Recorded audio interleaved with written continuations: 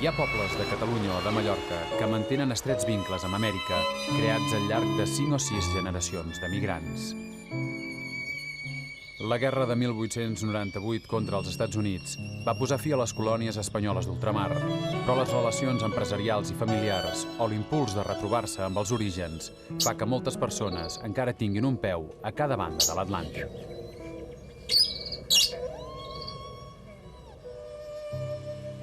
Milers de joves es van embarcar cap a Amèrica durant un segle i mig amb el somni de fer fortuna. Molts no en van tornar mai o ho van fer amb pocs recursos, però l'èxit dels que arribaven com a rics indians sempre feia de reclam perquè n'hi anessin altres.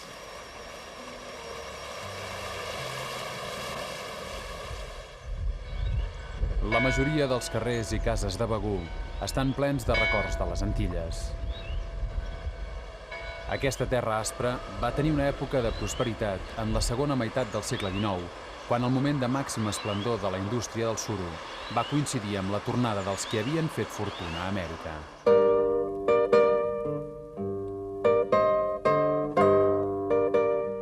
Els emigrants de condició acomodada o humil que tornaven de Cuba com a rics americanos compraven o construïen una casa noble o es casaven amb noies de famílies influents. En aquella època, la gent benestant no escatimava a l'hora de decorar els salons amb gran profusió de pintures. A moltes cases begurenques no hi havia cap racó que no s'omplís amb temes decoratius.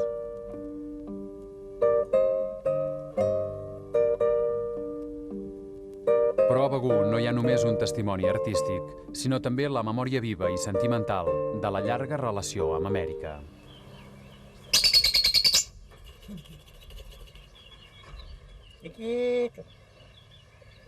César Mascort té 84 anys i va néixer a Cuba. El seu pare hi va emigrar a finals del segle XIX. Tenien una botiga de queviures a la vora de Pinar del Río, una zona de plantacions de tabac. Era l'època del diner fàcil. Si podien guanyar, encara era per explotar allò, m'entén? Encara feien negoci. En aquella època encara es veu que circulaven les monedes d'or, no? I ells dos cobraven a monedes d'or i m'explicava que de vegades tenien els calaixos amb moltes monedes d'or. Els pares de César Mascort tornen de Cuba l'any 1920.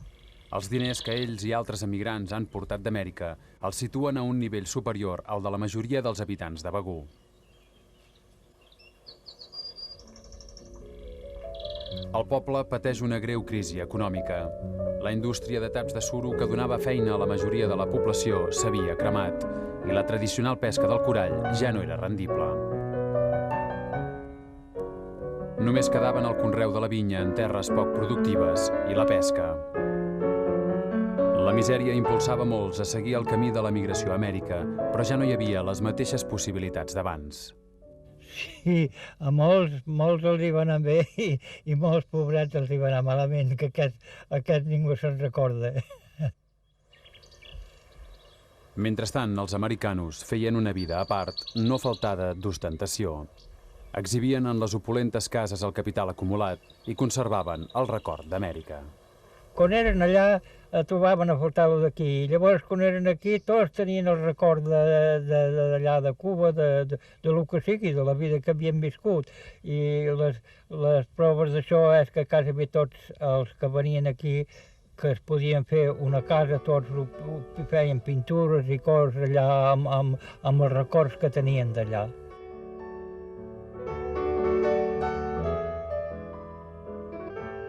Les reminiscències cubanes són presents en uns curiosos murals de la casa de Francesc Roger.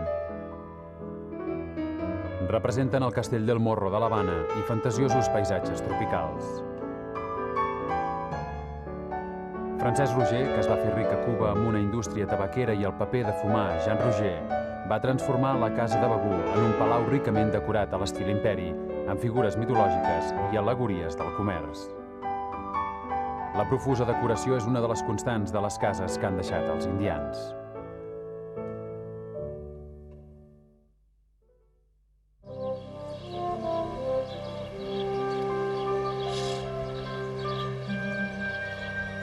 L'Arbós es va omplir en les últimes dècades del segle XIX d'una arquitectura original i capritxosa. A més de la prosperitat que havia portat l'exportació del vi, molta gent rica va decidir fer-s'hi una casa, atrets per l'espectacular tornada al poble de l'indià Josep Gener i Batet. La construcció del Palau Gener, avui una escola, va causar una autèntica sensació. No era més que la residència d'estiu d'aquest riquíssim fabricant de tabac, fill de l'Arbós, que es va envoltar d'una atmosfera de gran luxe. Era un aconteixement l'arribada d'en Gener, perquè les seves berlines i els seus cavalls i els cotxers donava una fesomia a la població d'arriba l'indiano, el típic emigrant que ha fet fortuna. Josep Gener va ser, juntament amb Jaume Partagàs i Prudenci Ravell, un dels grans tabaquers de la Cuba colonial. Era propietari de vegues de tabac a l'oest de l'illa i va crear la fàbrica La Excepción, amb més de 400 empleats. Plantacions i fàbriques eren la base d'un gran empori tabaquer que després de la Revolució Cubana segueix comercialitzant les mateixes marques. Gener és un dels catalans que van defensar amb el seu poder polític i econòmic el manteniment de Cuba com a colònia. Durant la Primera Guerra contra els independentistes, Gener, coronel de voluntaris, va presidir el tribunal militar que va condemnar a mort 8 estudiants acusats de profanar les tombes de 2 prohoms espanyols. Aquest fet li va crear complicacions i va ser un dels motius del seu retorn definitiu. Autoritari i patriarcal, el seu Arbós natal va voler plasmar en pedra la seva importància. Com a mecenes va fer diverses millores urbanístiques. El fill milionari d'un simple fuster es barrejava a la seva manera amb la població. Es va presentar un pagès molt vell i li va dir, diu, te'n recordes, Pep? Esclar, ell no estava acostumat a don Josep i totes aquestes coses, el sentir Pep i tot això no li va agradar gaire. I que te'n recordes que un dia tu estaves a la Corriola i jo et vaig dar una empenta, si no et haguera mort aquell totxo que va caure. Això no li agradava gaire. I per fer el callar, va dir amb l'estanquer, el Pepet Fàbregas, que estava al davant, diu, dale un puro grande, per tapar-li la boca. Amèrica, present en el nom d'uns magatzems del centre del poble, es va convertir en el somni dels joves de l'Arbós. Hi van anar molts, a Cuba, Costa Rica o als Estats Units. Alguns han tornat a l'Arbós amb iniciatives, són els indians d'avui. En aquell temps, el senyor Gener va anar a Amèrica, va fer una fortuna molt gran i va construir un palau d'unes magnituds tremendes. Allò, ara ho veu així, per això tenia els seus jardins, el seu llac particular, cisnes i un menjador per 150 persones. Allò és un palau.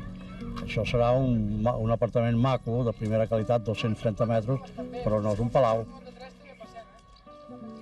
El nou americano és Carles Amiguet, que està rehabilitant una mansió vuitcentista de l'Arbós per viure-hi. És ciutadà dels Estats Units, fill d'un dels arbossencs que van anar a fer les Amèriques. Com Josep Gener fa un segle, contribueix a fer millores al poble. Llavors, davant de casa, mateix de l'apartament, hi havia aquesta casa, jo no diria abandonada, però en molt males condicions. I molts amics meus em van engrescar perquè fes alguna cosa que allò se salvés. I com tothom pensa que els americans són els que tenen diners, és veritat en part i és veritat, no tots els americans tenen diners, però poder dintre d'això, jo era, el que diuen ells, que jo sóc una de les poques persones que podia fer-ho. El poble es va posar molt content, perquè els amics, les amistats i la gent que em coneix del poble em felicitaven pel carrer. El més important de la casa eren aquestes pintures i conservar la façana i aquestes pintures, aquests sostres. Jo em sentiré molt bé mirant-les, ara l'haig de restaurar. La vida del poble m'atrau, i això és el que... Sobretot el poble que sembla que jo me l'estimo i la gent m'estima a mi també. Se sent un molt content que l'estimin amb un també. I això m'agrada que m'estimin. Jo els estimo molt també.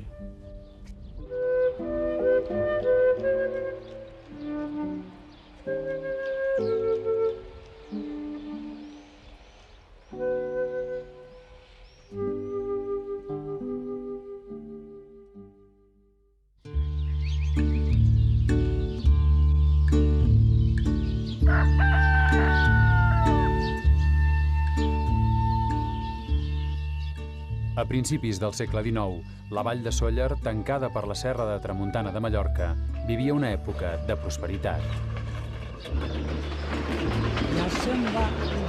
La qualitat de la taronja, la primera que es va exportar, va atreure treballadors cap a la vall, on s'havia creat indústria.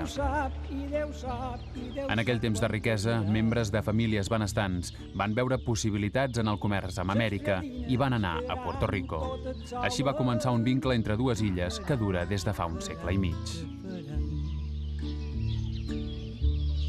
Cap al 1860, una epidèmia, la tristesa del taronger, va destruir les plantacions de la vall. Molta gent es va quedar sense feina. Van deixar els camps i van emigrar. S'embarcaven al port de Sóller. Els que tenien prou diners pel passatge anaven a provar fortuna a Puerto Rico. Jo crec que era una malaltia que hi havia a Mallorca per partir a Amèrica en aquell temps. Les coses aquí anaven malament i molta gent se'n va anar a Amèrica a fer feina. Puerto Rico té molt bona terra, molt fèrtil, i allà hi havia l'oportunitat de sembrar cafè. Els mallorquins, experts agricultors, van fer productiu el conreu del cafè, que interessava poc les famílies criolles. Van comprar terres a bon preu i van organitzar el transport i la comercialització del cafè. Les haciendes, situades en terres altes, eren un món econòmicament tancat. Tant és així que a les haciendes no havia moneda, no havia pessetes ni posteriorment dòlars, sinó que havia la moneda que cada hacienda emitia. I pagaven els peons amb aquesta moneda i els peons anaven a la tenda a comprar amb aquesta moneda i tal. Els que tornaven de Puerto Rico amb diners ampliaven la casa familiar a Sóller o se'n feien una de nova, mantenint l'estil tradicional. Sense fer-ne gran ostentació, la solidesa de les cases parlava per ella mateixa. El primer que va tornar de Puerto Rico, Joan Marquès, va establir el costum de fer-se retratar per un bon pintor. Els descendents dels americans, com eren coneguts a Mallorca, han mantingut la tradició de passar a Puerto Rico el temps de la collita del cafè i els estius a Sóller.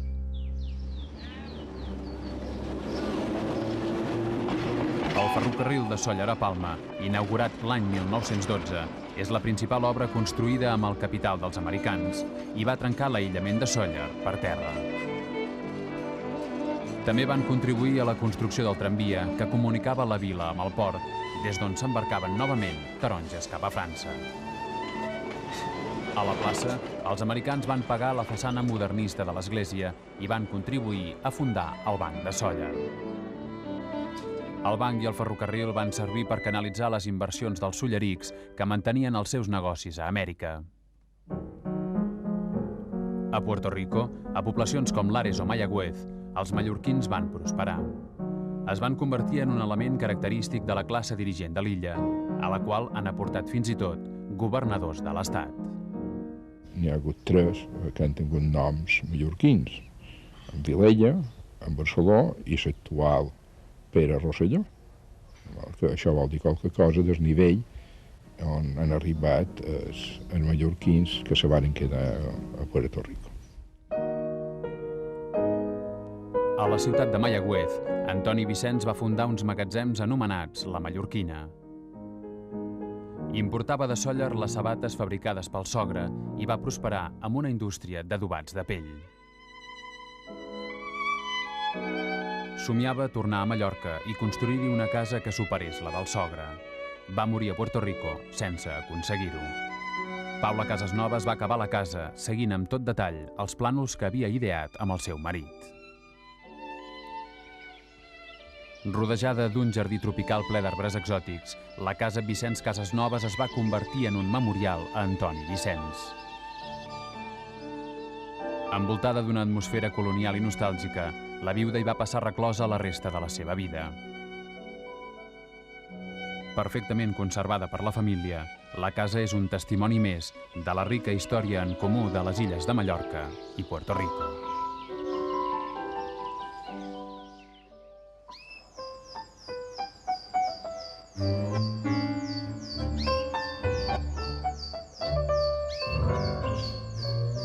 Un gautxo de la Pampa amb les boleadores bevent mate i un pagès amb un porró són el motiu central de Can Bassa, una insòlita casa modernista a Vilassar de Mar.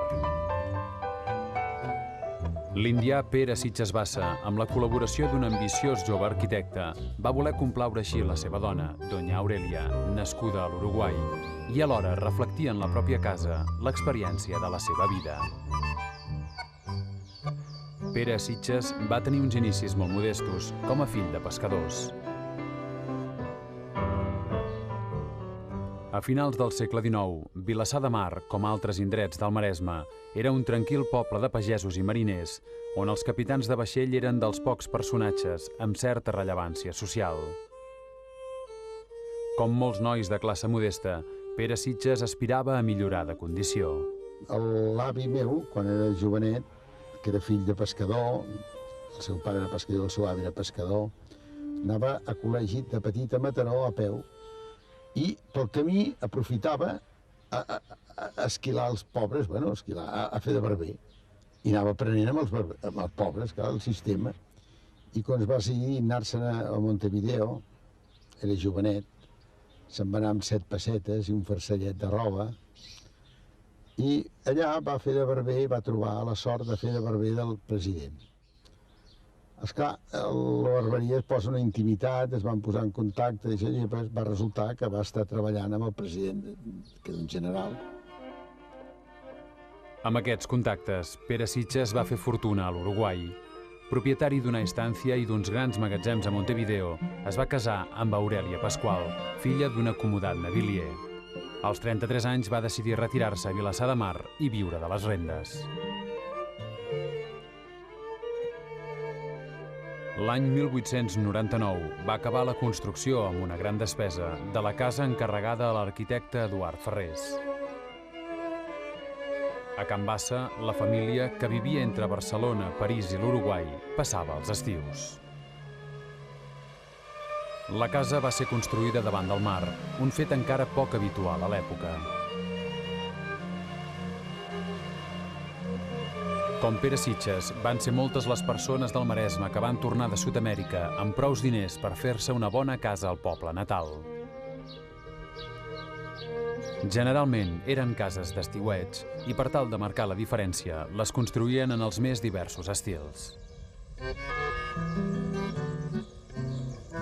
El vincle entre el Maresme i el Río de la Plata s'havia iniciat un segle abans, amb els mariners que feien la ruta del Tasajo.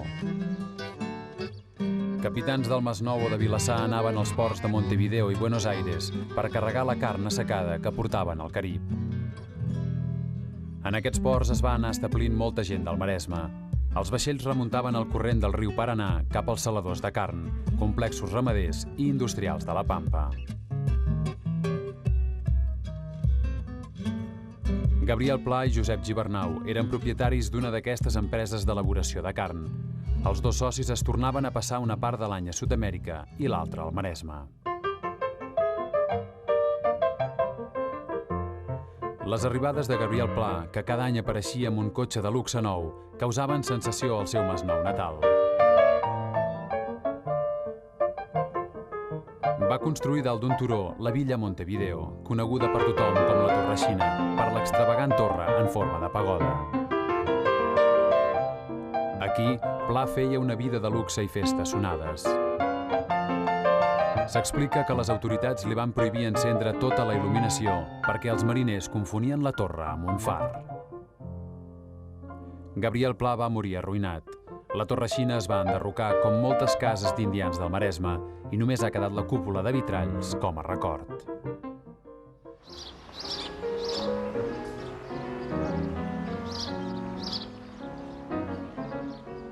Era una felicidad, porque era tan bonito y era muy bonito enseñarlo. Nos venían en verano, venían muchas familias, amigos, porque esto se estilaba mucho antes. Era como un jardín, con unos caminos, y te paseabas por allí, por los caminos estos, y luego en medio estaba el templete. Y luego las fuentes, que todas manaban agua desde un mando que había en casa del colono, y entonces el agua iba cambiando de color, cosa que hacía muy bonito, sobre todo el verde, cuando era media tarde. que se veía el templete, que era un poco elevado, no sé ahora cómo está, era un poco más elevado y salía de la fuente, salía el agua de color verde, que era la que quedaba más bonita. A Canet de Mar hi ha la Vilaflora, una singular torre modernista construïda per l'arquitecte Eduard Ferrés. El propietari era Ramiro Busquets, fill d'un indià tornat de Cuba. Al voltant de la torre es va crear cap al 1910 el Llano de las Fuentes. En aquest món de jardins, jocs d'aigua i fonts capritxoses, Ramiro Busquets, els seus fills, germans i cosins passaven els estius dels burgesos rics, sempre envoltats d'un nombrós servei. El creador de la fortuna havia estat Josep Busquets, un forner de Canet emigrat a Cuba cap al 1850 amb un germà. Allà van fer un gran capital amb una fàbrica de farines i altres negocis. Casat amb una neboda jove, Josep Busquets es va establir a Barcelona, però també va construir una gran casa al carrer Ample de Canet, ple de mansions fetes pels americanos.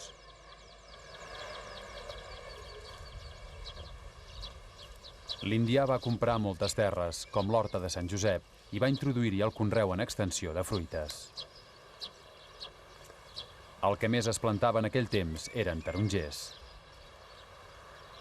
La naranja por toda la costa de aquí, del Maresme, todo eran naranjos. Y claro, mi abuelo, todos pues plantaron, porque toda la parte antigua donde está la finca, está la torre, Villaflora, pues todo eran naranjos. Y entonces, claro, llegaba el mes de mayo y todos florían. Y era una preciosidad y un olor que el pueblo, de donde venía el viento, nada más olían que azar. Els Busquets també van invertir en indústria. Van muntar a Canet de Mar una fàbrica, Floris i Busquets, on es feien mitjons i altres gèneres de punt. En un moment important de la industrialització del Maresme, els americanos aportaven capital, sovint en combinació amb un soci tècnic. Aquí es van trobar dues generacions, quasi diríem de nous rics, que es van tenir una mena de xoc i de competència, que per un cantó eren els indianos i l'altra generació dels fabricants que naixien.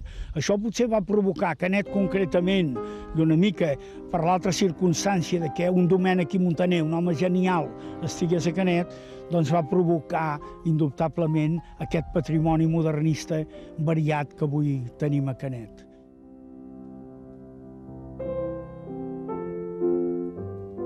La segona generació va viure anys de bonança econòmica, però cap al 1930 van arribar moments de crisi en la indústria i en la societat que anunciaven la fi d'una època.